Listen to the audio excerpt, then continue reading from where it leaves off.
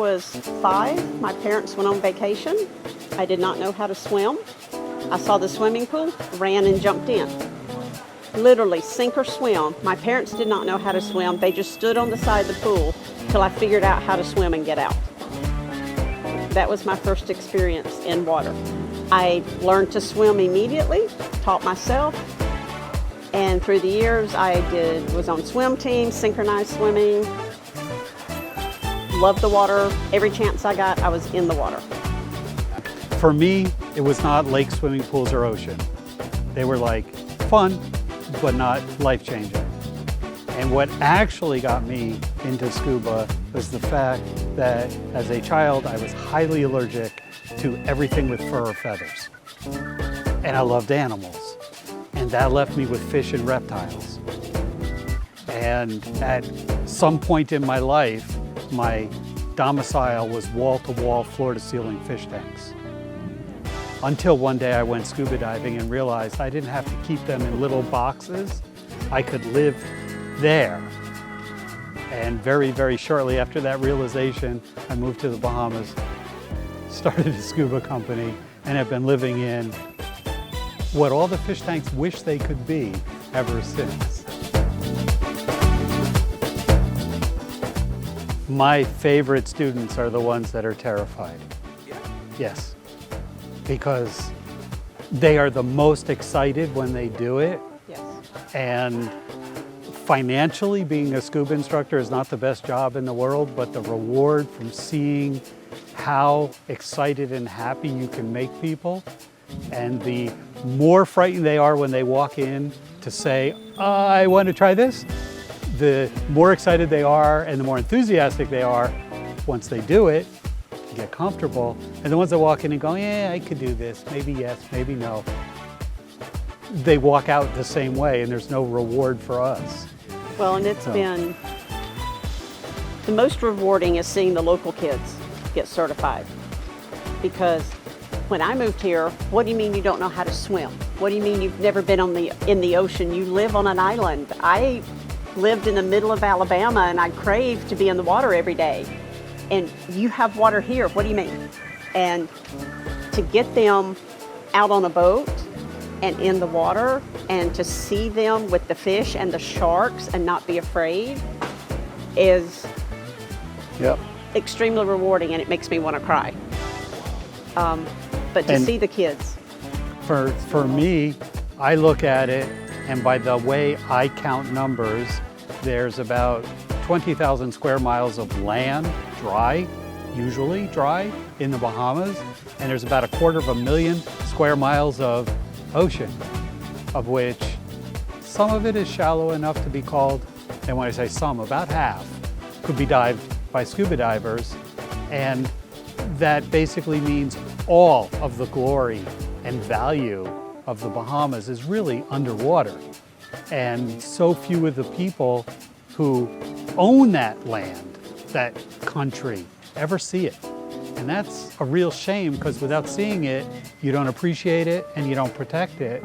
And if it goes away, which it is, it's a tragedy, and no one will even know it was a tragedy. So I've been dedicated for a very, very long time about just getting everyone here underwater. Just look, just once, see what you got. It's special. And being here, we certify probably about 200 people a year. And that doesn't count people that come diving. This is just to get open water certified. Yeah. With our agency, we've actually got a couple of plaques and little trophies for certifying more students than any other store in the world. And all just the two of us off our little boat here in Freeport. We've actually certified more people, cadets going into the Defense Force. I think certified over 100. Which is just about all of them that have ever been certified. We started in 2016 with Sherry. And then in 2018, the Commodore moved the cadet training camp from Nassau here because he couldn't get anybody certified in Nassau. So we certified 24 kids in 3 weeks. Georgie, Yeah. my big black grouper that I took fishing line a hook out of his mouth, and he literally became my best friend underwater. I would go down to Shark Junction. He would see me in the middle of 15 people, swim over to me, put his mouth on my regulator. We do Eskimo kisses. He'd put his head on my shoulder where I could love him and pet him and hug him. And he even let me clean his teeth with the toothbrush. And then somebody speared him. And people from around the world came to see Georgie and just to dive with him. And he was bringing in millions of dollars to this island, people staying in hotels, renting cars, going out to eat, buying groceries, diving. And then we lost him to a spear fisherman.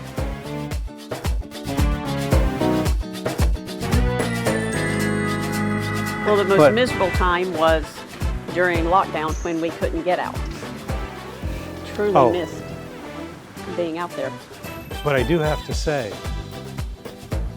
after diving after lockdown, there was a lot more fish, especially groupers, on the reef. And then as soon as the boats go out, the numbers start to come down again. It's like the fish reclaimed their territory, the ocean, and now that fishermen and divers are back out, the numbers are going back down. But it was amazing to see how much was out there after not being out there for 6 months, 8 months.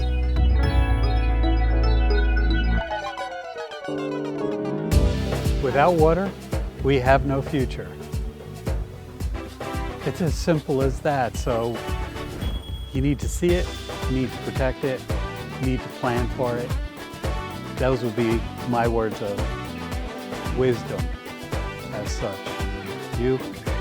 After Dorian, learn to swim. Don't be afraid to get in the ocean. Mothers, quit telling your children not to get in the water. Let them in the water. Teach them to swim. Let them dive. Let them snorkel.